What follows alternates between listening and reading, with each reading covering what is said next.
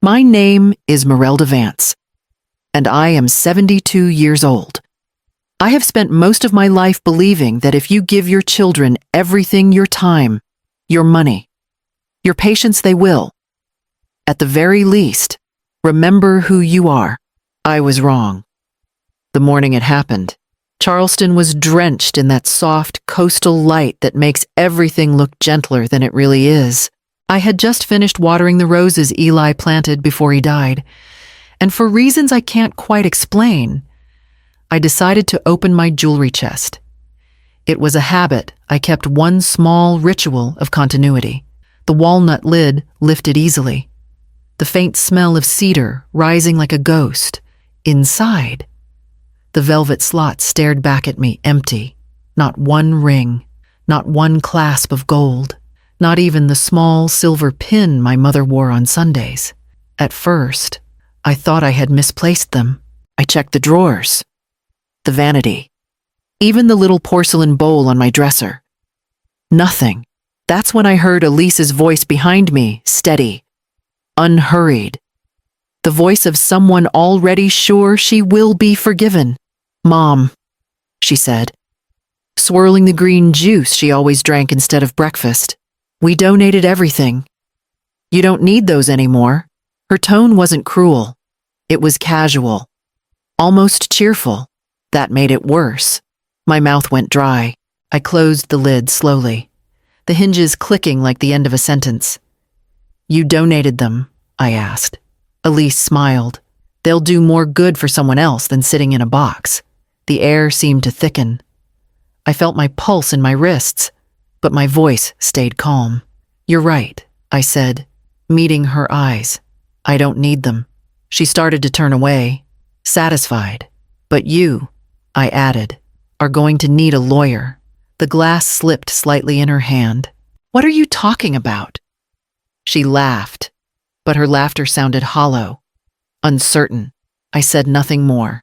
After she left the room, I sat on the edge of my bed, palms trembling against the quilt Eli's mother had sewn, and finally understood that my daughter no longer saw me as her mother.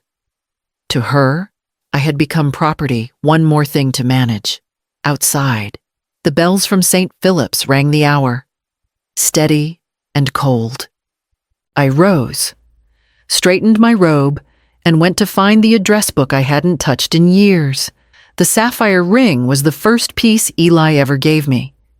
He'd just won his first major case civil rights, 1978, and came home with it in his pocket, wrapped in the receipt from a corner jeweler on King Street. I used to joke that it was too extravagant, but he said, "Justice deserves a jewel."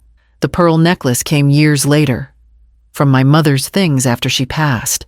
I'd worn both at our 40th anniversary dinner. Now they existed only as memory, two bright points swallowed by time. The house we built our life in still stood strong on the corner of Pitt and Lawrence. The wooden floors sighed when I walked across them, as if the boards remembered what had been. Every sound lingered. Eli's voice on the answering machine I couldn't bring myself to erase. The clink of his teacup in the morning light. Some days I believed the house was trying to speak, whispering through pipes and wind.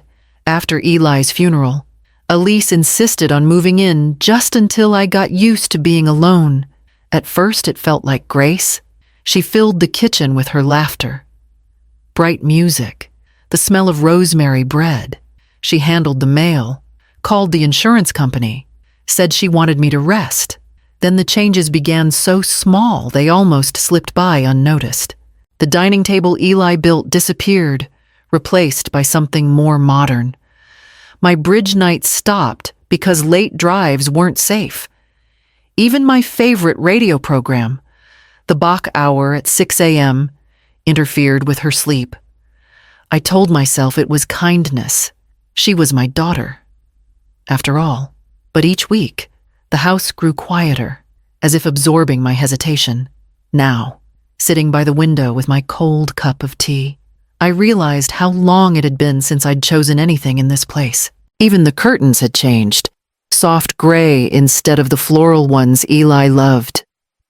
Outside, the harbor wind rattled the panes. Inside, the air held that thick Charleston humidity, heavy, unspoken, and impossible to escape. The morning of my 72nd birthday began without a sound. No call from Jonas. No flowers from Elise. Not even the faint hum of the old radio I used to start my days with. The house smelled faintly of citrus cleaner and perfume Elise's doing. She had invited her colleagues from the gallery for a cocktail evening, said it would be good energy for the house. By late afternoon, I stood in the doorway of my own dining room, watching her arrange hors d'oeuvres on the china Eli and I had received at our wedding, the same set she once called too dated. Crystal glasses gleamed under the new light fixtures she'd installed without asking. I wanted to protest, but the words sat like stones in my throat. "Mom, can you grab the extra napkins from the pantry?" she said, barely glancing my way. Her tone was polite, detached the way a hostess might speak to hired help. I did as she asked. It was easier that way. As the guests arrived, laughter and perfume filled the room. I stayed in the kitchen, arranging glasses, refilling the charcuterie board when it emptied. No one seemed to notice. Through the half-open door, I heard Elise's voice rise above the music. "Once Mom signs the house papers," she said, "I'll finally be free." The room erupted in laughter. I froze, one hand still on a wine bottle. For a moment, the world tilted. I waited until my breathing steadied, then stepped out quietly, my face composed, my hands steady. I smiled when people looked my way. No one could tell that something inside me had cracked clean through. When the last guest left, Elise handed me a glossy brochure. "A wellness center in Mount Pleasant," she said. "It's beautiful independent living, but with support, you'd love it." I nodded, tucking it into my robe pocket. "Thank you, dear," I said softly. Later, I sat on the edge of my bed, the brochure open on my lap, the smiling faces on the cover mocking me. I folded it carefully, placed it in the drawer beside Eli's photograph, and turned off the lamp. Sleep didn't come. Instead, something sharper did an anger that no longer frightened me. The night outside was still, but inside, something had begun to move. By morning, the anger from the night before had cooled into something steadier, an ache edged with purpose. I sat at my dressing table, the light from the window turning the dust in the air to gold, and opened the drawer where I kept Eli's old contact book. Its leather cover had softened over the years. The corners rounded from his touch. Near the back, under D, I found the name I'd been hoping for, Gareth Delmont. He had been Eli's law partner decades ago. The kind of man who believed in handshakes and eye contact, not email chains. I hadn't spoken to him since the funeral. My hands trembled as I dialed, but his voice, gravelly and kind, answered before the second ring. By noon, I was sitting in his small office downtown, the smell of paper and old wood thick in the air. Gareth listened as I told him everything: the missing jewelry, the replaced furniture, the overheard laughter, the brochure for the wellness center. He didn't interrupt, only leaned back, fingers steepled beneath his chin. When I finally stopped, he said quietly, "This isn't family trouble, Mirelda. It's financial abuse." The words struck like truth wrapped in ice. I felt the heat rise behind my eyes, but I didn't cry. He outlined what we would do step by step, slow and careful. First, get a medical certificate proving your full mental capacity. Second, copies of bank statements before and after Elise took over the finances. And third, he paused, looking directly at me. Record everything. Don't provoke her. Just keep her talking. I nodded, the plan solidifying like a scaffold around me. Fear still lingered, but it had formed now a shape I could walk toward instead of away from. As I left his office, Charleston's noon sun hit the pavement hard, the air shimmering above the cobblestones. For the first time in years, I felt the rhythm of my own footsteps. Each one sounded like proof that I still belonged to myself. For the next few days, I lived as if nothing had changed. I smiled when Elise spoke, nodded when she corrected me, and let her believe I was softening again. My voice stayed even, my steps measured. Inside, everything had sharpened. Each morning, I brewed tea and set my phone discreetly on the counter before she came into the kitchen. It looked like any other device left charging, harmless and silent. The recordings began naturally, bits of conversation, passing remarks. Then, one afternoon, while I folded linens in the guest room, Elise took a call in the hall, her tone light and triumphant. "Once I get Mom to sign the deed," she said, laughing softly, "the house is mine. Then I can finally breathe." I kept my hands still on the sheets until I heard her footsteps fade. Later, I played the recording, back alone, the sound of her laughter thin and brittle through the speaker. I saved it under a neutral name and sent a copy to Gareth, who replied with one word: "Excellent." That week, I visited Dr. Farah Lynn, my physician for years, a woman who had seen me through Eli's illness. She closed her office door and smiled gently when I explained what I needed. The cognitive test was simple memory recall, drawing shapes, naming the current president. I passed each one without hesitation. "You're sharper than most people my age," she said, signing the certificate of full mental competence. I felt something loosen inside me, like the first crack of dawn after a long storm. At Gareth's instruction, I opened a new bank account under my name alone. Together, we transferred what was left of my savings, small, but mine. When I walked out of the bank, the heat of the Charleston afternoon wrapped around me, thick and alive. That night, Elise poured herself a glass of wine and talked about selling antique clutter. I only smiled, stirring my tea. The recorder hidden beneath the table. For the first time, I wasn't afraid of her words. I was collecting them.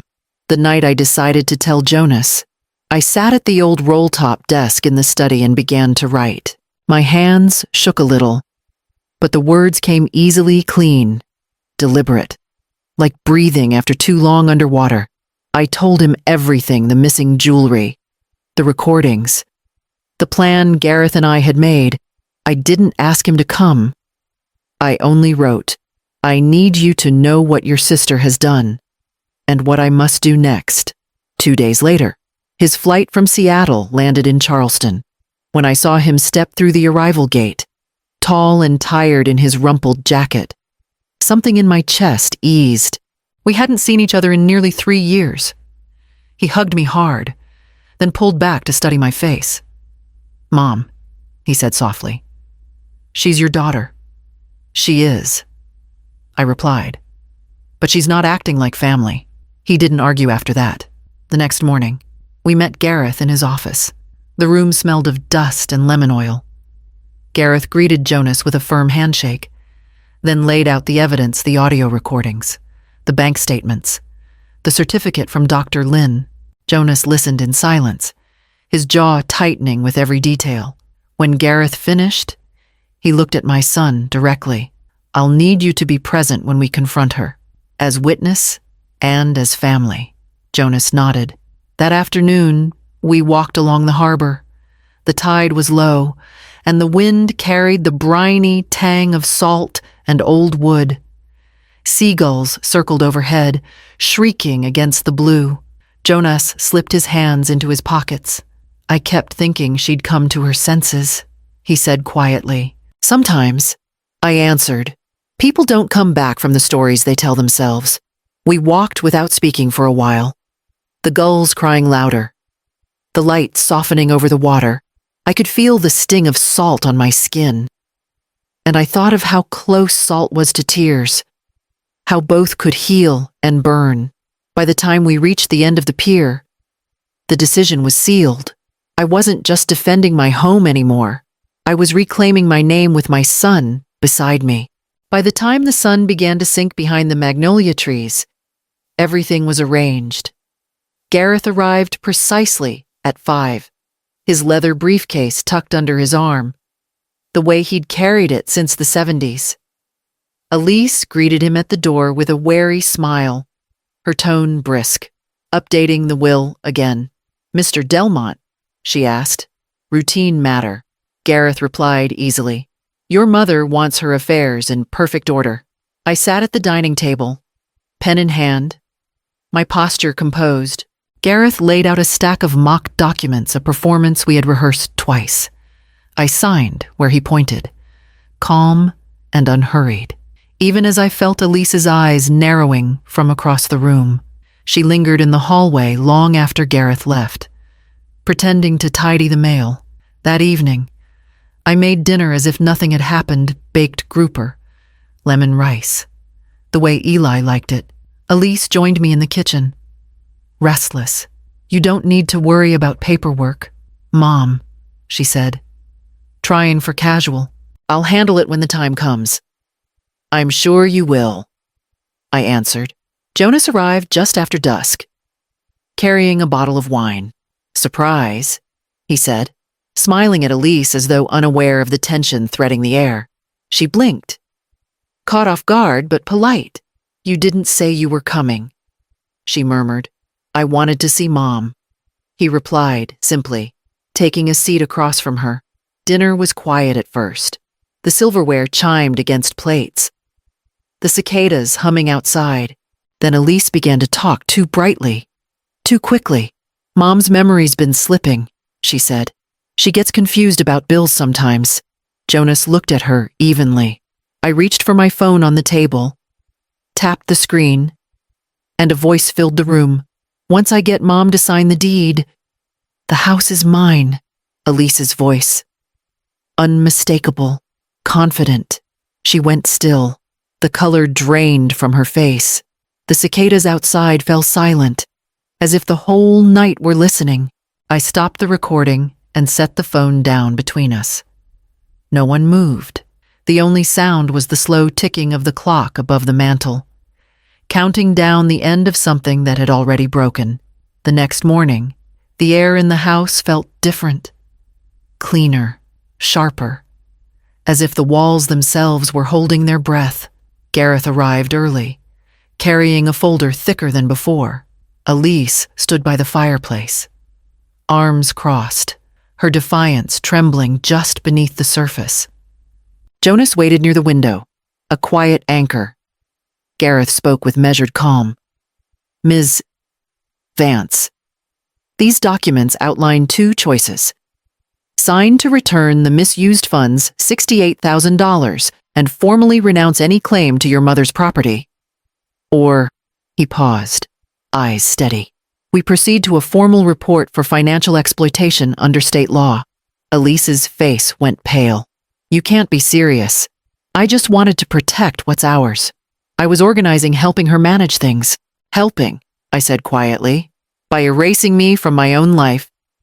She took a step toward me, her voice breaking. "Mom, I did it for us, for our family legacy." "Legacy," I repeated, the word tasting like metal. "Legacy isn't theft wrapped in good manners."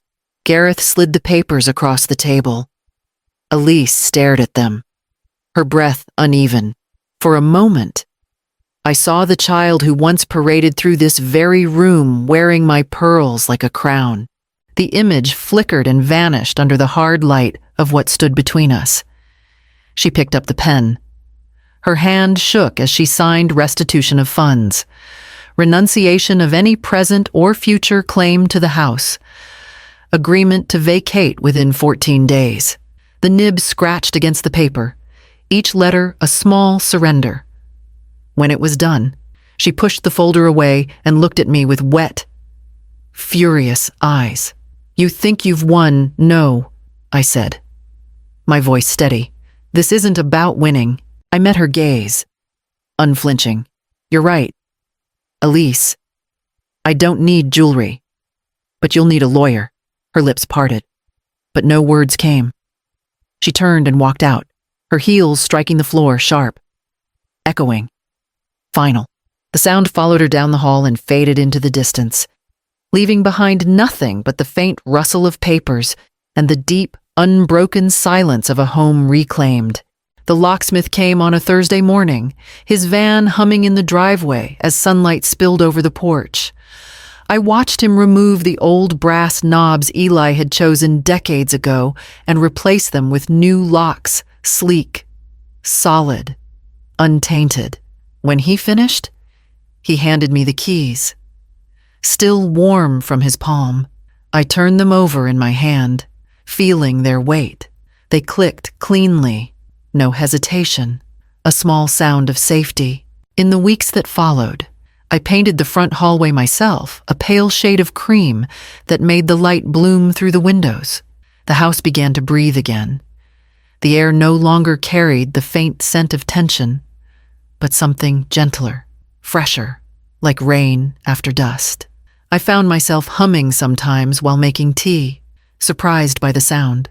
My bridge friends welcomed me back as if no time had passed. There were hugs, laughter, and a few quiet tears. "You look lighter," one of them said. And I realized she was right. The weight I'd carried for years had finally lifted, replaced by something close to peace. Jonas came over one evening with groceries and a bottle of wine. After dinner, I brought out the small walnut jewelry chest, cleaned, polished. The hinges fixed. Inside, the compartments were empty except for one folded note and the faint scent of lavender. "This is yours," I said, placing it in his hands, not for the gold, for the story, so you'll remember what it cost to keep it. He looked at me, eyes bright in the lamplight, and nodded without speaking. A few days later, word came through a mutual acquaintance Elise had left Charleston. No forwarding address. Just gone. For a long while I stood at the kitchen window, watching the evening settle over the harbor, and whispered a silent wish that she'd find whatever truth she'd been running from. Then I went out to water the roses Eli had planted behind the porch. Their blooms were fuller this spring, deep crimson and soft at the edges. The garden hummed quietly, alive again, as if forgiveness itself had taken root. By late autumn, the air along the harbor had turned crisp, salt mist threading through the window screens. I had moved my writing desk beside the glass, where the light fell softly over my journal each morning. The house was quiet in a way that no longer ached. It was a quiet earned, shaped by boundaries and patience, by the long work of reclaiming myself. Every day followed its own rhythm, now tea steeping as the sun rose, the sound of gulls above the water, the steady scratch of my pen. Some afternoons, Jonas stopped by after work. Other days, I was content to be alone with the stillness. The letter came in late November, tucked among bills and postcards. The handwriting was familiar, rounded, careful. I stood for a long time before opening it. "Mom," it began, "I don't expect forgiveness. I only hope you're safe, and that one day you'll understand that what I did came from fear, not hate. I'm trying to change. I'm working, learning, starting over. Your daughter, still learning." I read it twice, then folded the paper neatly and slipped it into my journal. I didn't write back. Some stories didn't need replies. They needed endings that spoke through silence. That evening, I opened the jewelry chest one last time. Its compartments were clean and empty, lined with velvet smooth as memory. I locked it, turning the dial to a new combination. Only I knew. For the first time, the sound of the latch felt final. Not of loss, but of protection. Before going to bed, I wrote one last line in my journal. "Love built me. Boundaries keep me standing." Then I walked to the front door and brushed my fingers over the new brass plate Gareth had helped me mount weeks ago. Its engraving caught the glow of the porch light, steady, unmistakable. Home by consent only, outside. The wind carried the faint scent of salt and roses. Inside, peace settled like the tide returning home.